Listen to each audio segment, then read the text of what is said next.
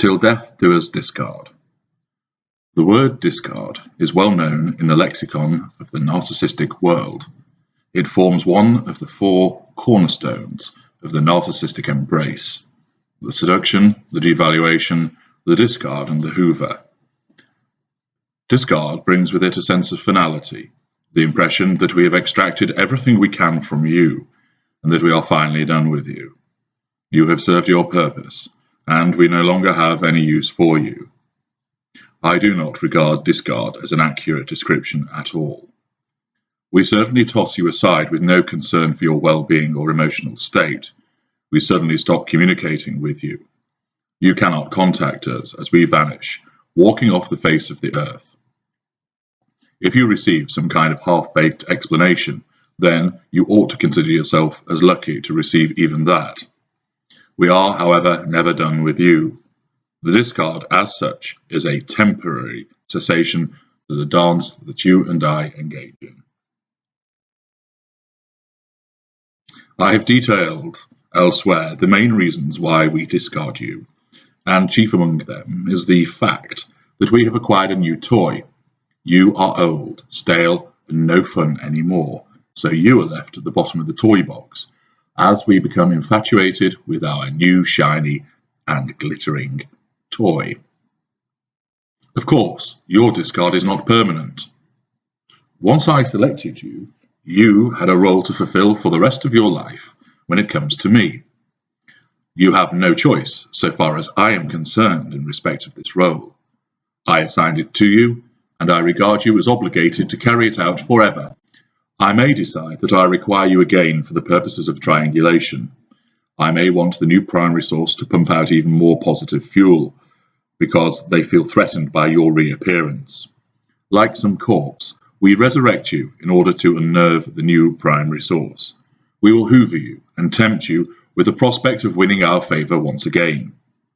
When we triangulate you in this fashion, you can rest assured that what is being said to you will be said in a similar way to the new primary source. We may comment to you about the other person. She is just someone to pass the time with. She is nowhere near as special as you are to me. Around the same time, we will be telling your replacement, don't worry about her. She cannot go. I'm surprised, really, because I did so much for her, but it's you I want, and she cannot let go. You are so special, far more than she ever was. You are then spurred on by such encouragement and double your efforts to please me in the hope of winning me back. The replacement is spurred on by such encouragement, and she doubles her efforts to try and keep me and ensure that you prove to be no temptation to me.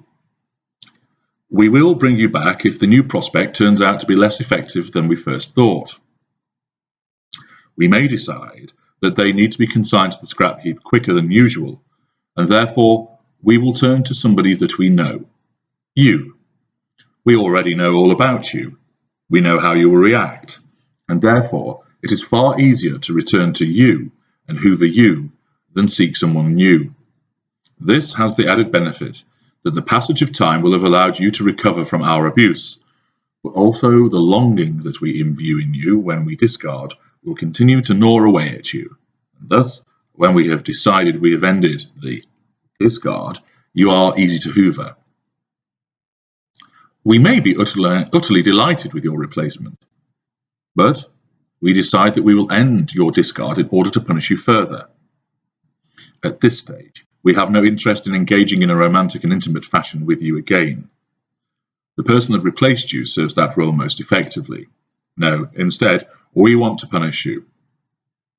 We will hoover you in an unpleasant and malign way, continuing to smear you and parading your replacement around to all and sundry, and explaining how wonderful it is to be with someone who truly understands us, loves us, and is not as abusive as you were.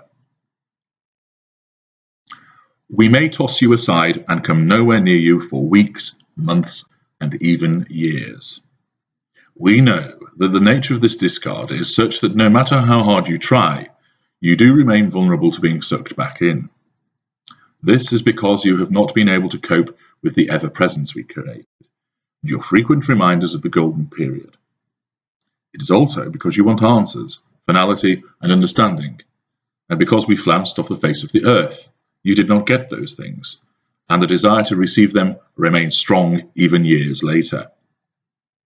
We do not truly discard you.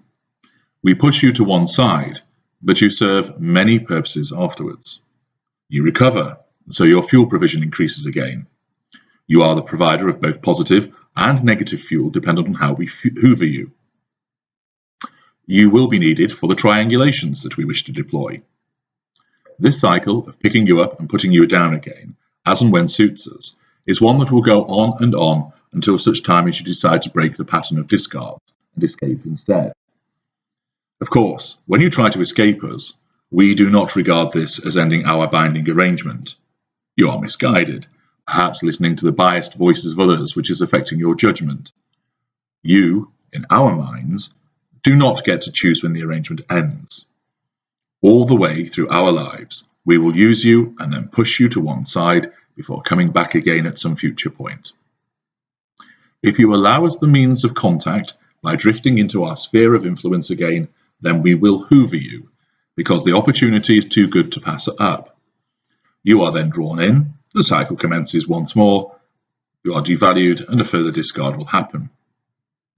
You can see, by the repeated nature of the process, that there is actually no real discard, only a temporary cessation to our entanglement, but one tendril always remains wrapped around you, continuing the connection so that we can draw you back in at our choice.